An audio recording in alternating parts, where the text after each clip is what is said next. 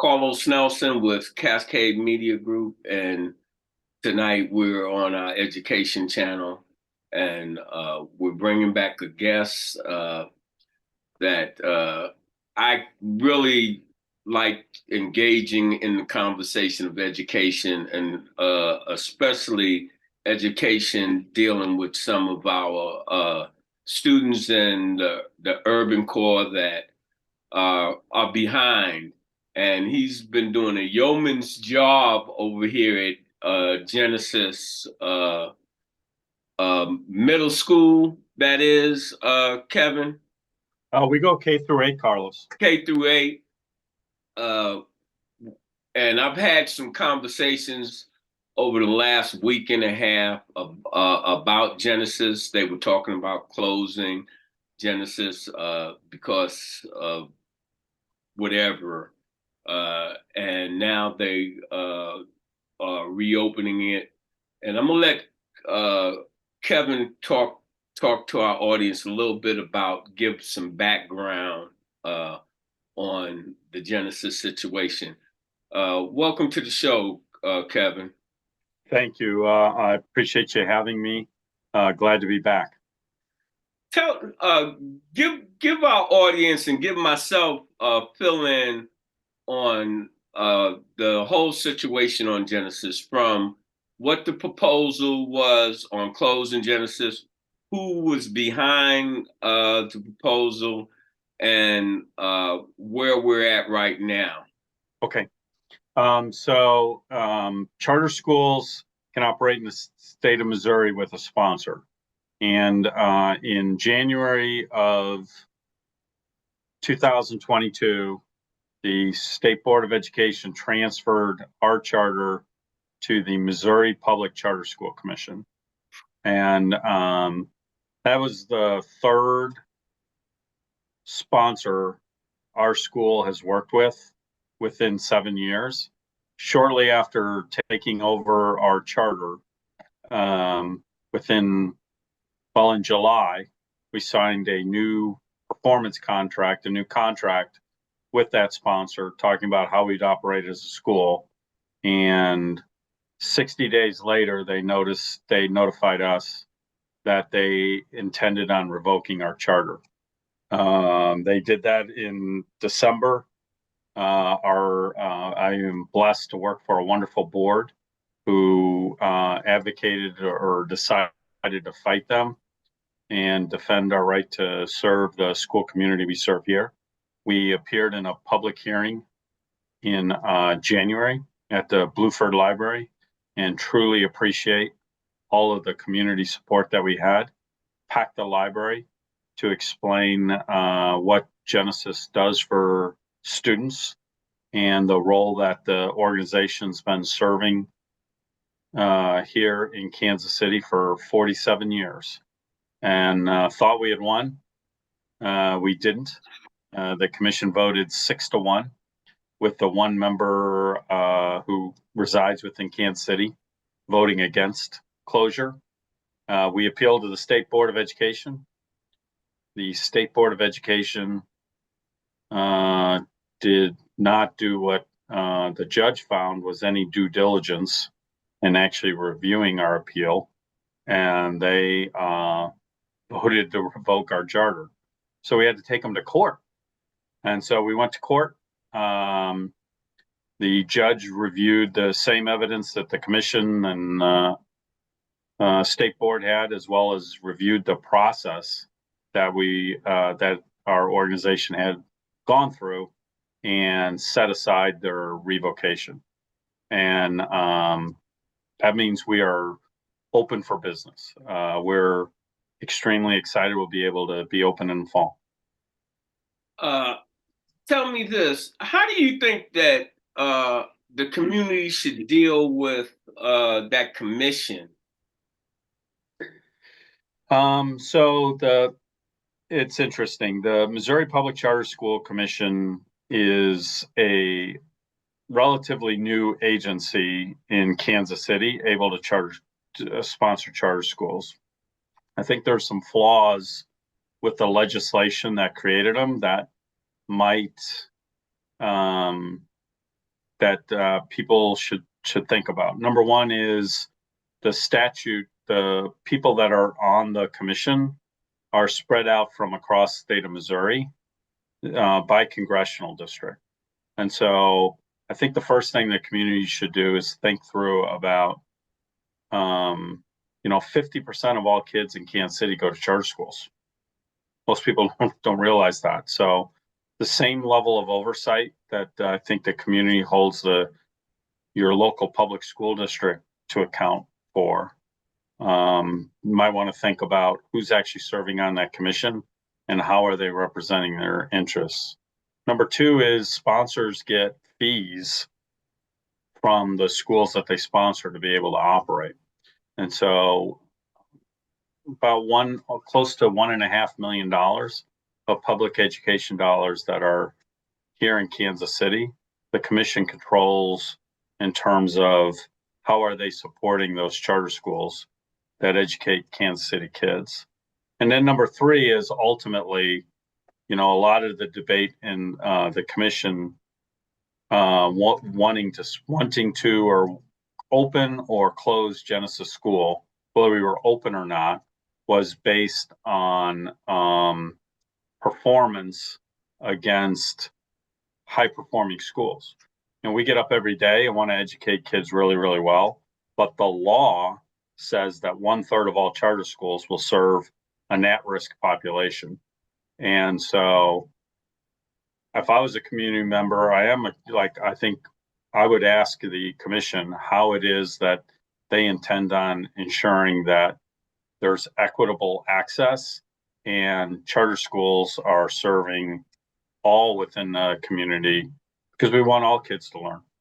Let me say this. I'm on a different level, looking at things from a different perspective.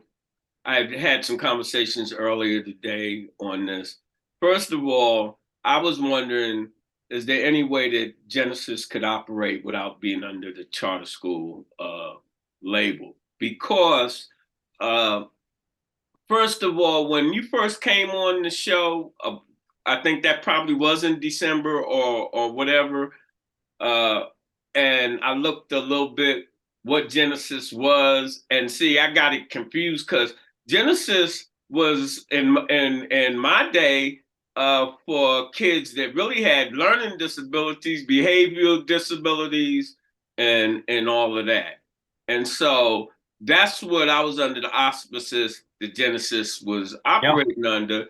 And the conversation that I was having earlier with some educators that under those conditions, I thought the Genesis not only should be designated different, they should receive way more funding than regular public school education or these charter schools, because you're dealing with kids that are 3-4 grades behind, have all these different issues, and you cannot do that on a shoestring budget.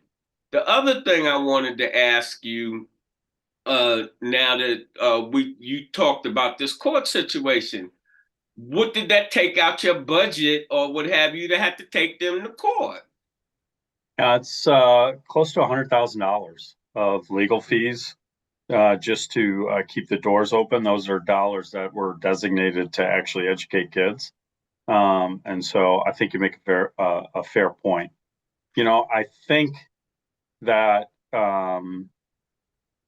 school choice in Kansas City in general is a positive reform.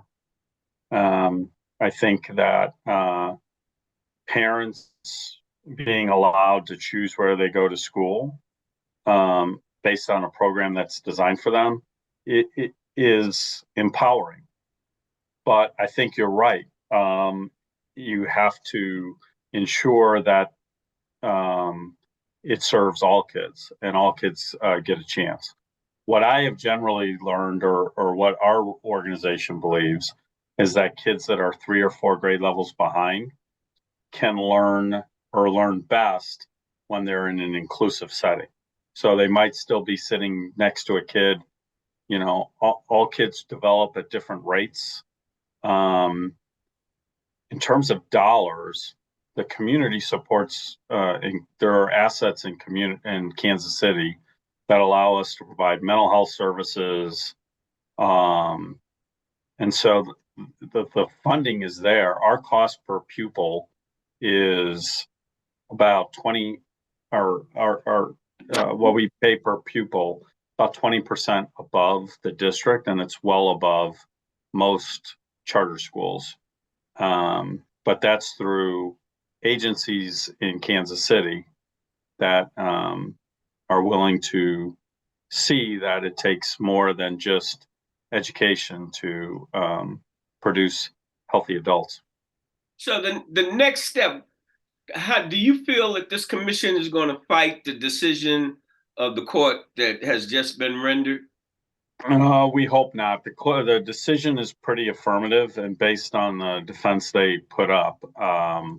We're in the business right now of contacting our families and letting them know we'll be open in the fall and that we desperately want them back, as well as recruiting new students, so that we're prepared and ready to go in the fall.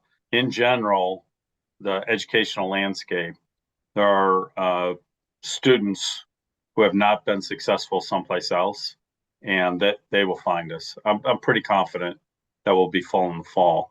Longer term, if you just look at the landscape in Kansas City, there are currently 3 organizations that sponsor charter schools. The Missouri Public Charter School Commission, I think they're up to 14 of the 20 schools. The Kansas City, Missouri School District sponsors some. I believe they're at 4. And then St. Louis University sponsors 2. Our board, as we were going through this, reached out to the Kansas City, Missouri School District. And ultimately, whether we're as a charter school or some other organization, coming to or reaching agreement with the district on how does Genesis serve kids and how would we be value added, that's something that we'll explore. Do you see any other school in Kansas City, charter, public, or whatever, that is handling the type of students that you've had over the last decade, let's say, even? Yeah, that's a good question, Carlos. And we went through this about whether, what might happen if we close. And I told a lot of people, in my opinion, 3/4 of the kids who go to our school will be fine. They're going to go to someplace else. Either we did the work to set them up for success already for where they go, or that's just how they were, and families choose. 84% of all the kids who go to school here at Genesis live within 3 miles of the school. And some have described this area as a school desert. There's not a lot of choices for them. But there's about 25 or 30% of the kids who go to school here that they don't have a lot of choices. And there's not a lot of places that they could go that provide the same type of wraparound services that we do.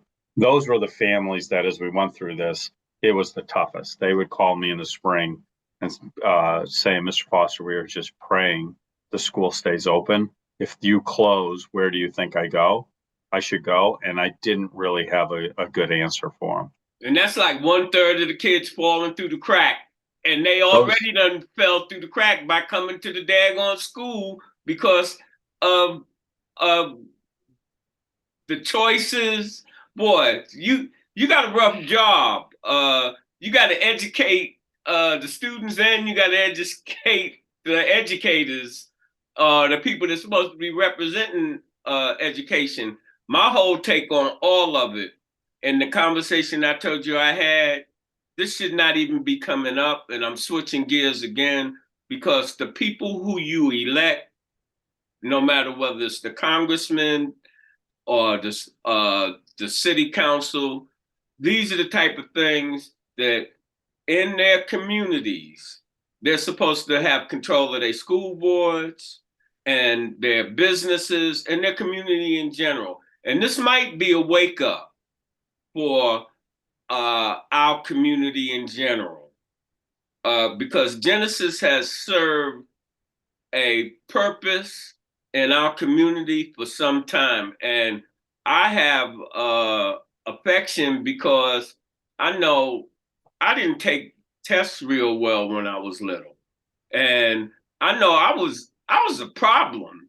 And Genesis would have been the type of school I went to, but my people had a little money. I went to Catholic school, but back then the nuns had to paddle on me all the time.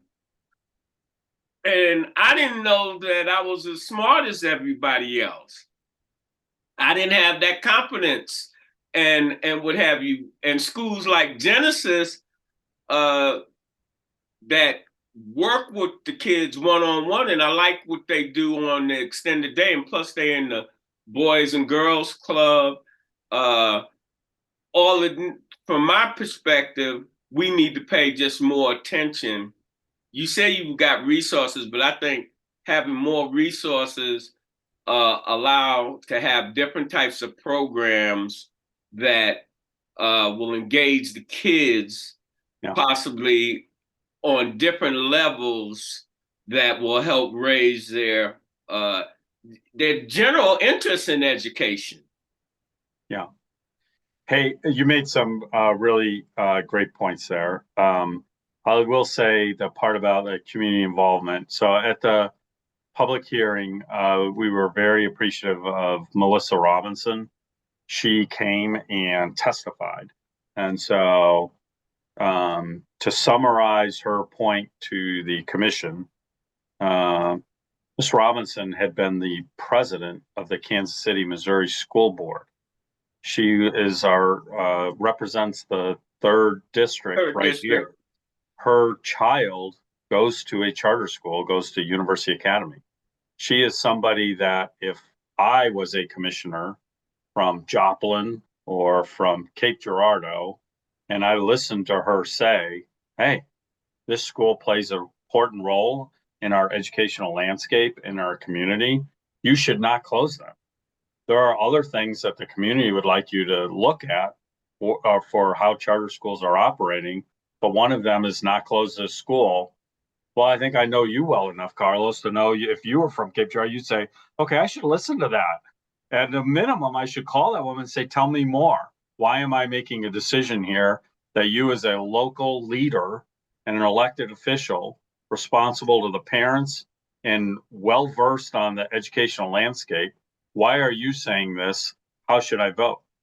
Unfortunately, that was not obviously effective.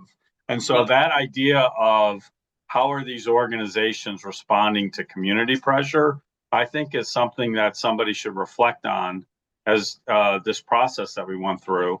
Is that how we want to govern our schools? Well, I appreciate you coming on the show, giving a heads up to our community. And we look forward to working with you with some of your programs, and we look forward to working with you, getting your kids registered and getting the word out that Genesis is open for business, and how they can register their kids. On what would you have to say to your parents? And then I want you to give a shout out to the kids that were already registered that should be coming back. Give them a word of encouragement. Absolutely. So I've told everybody that's called me and said about the fall, the staff I have that stuck through and worked through all of this, the thing that makes our day, they'll be seeing kids on the first day of school. So to all of our families, we want you to come back. We have a phrase, we call it stay, learn, grow. We all have relationships in our life where sometimes we're like, okay, this wasn't our best day, but over time, kids learn and they grow. And they do that by staying at the same school. So we want them back. On our website for new families, we specialize and we are a small school. We want to provide kids another opportunity to be successful. The link is right on our website. And Give me your website. www.genesisschool.org. And then just personally, let me say to you, your listeners, and everybody in the Kansas City community that supported us during this process, thank you. Ultimately, right one, we look forward. We are, again, always open to organizations, people that want to serve. That's a vital role. Schools are a connecting file to people and organizations that want to help our youth. And we want to do that. And we look forward to working with you in the future.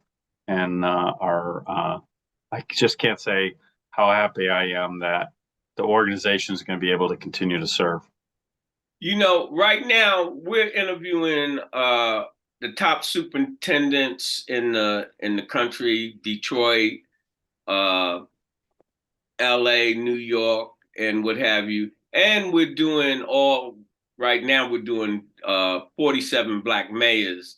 Mm-hmm. And some of the conversation that I'm having is, and I wanted to, before we end, I want to say something about Quentin, like you were saying about Melissa, and the conversations I have been having with the Black mayors, that the way funding is going, I don't care what city it is, our city governments and our county governments have to get involved on that funding side for our education system. And I think that has to be worked out. And I wanted to ask you, have you contacted, or has our mayor, Quentin, looked into any of this? Mayor Lucas is somebody who's been in our school multiple times. We appreciate his support. He does know Genesis. I will talk to him about us getting set up in the fall. All righty.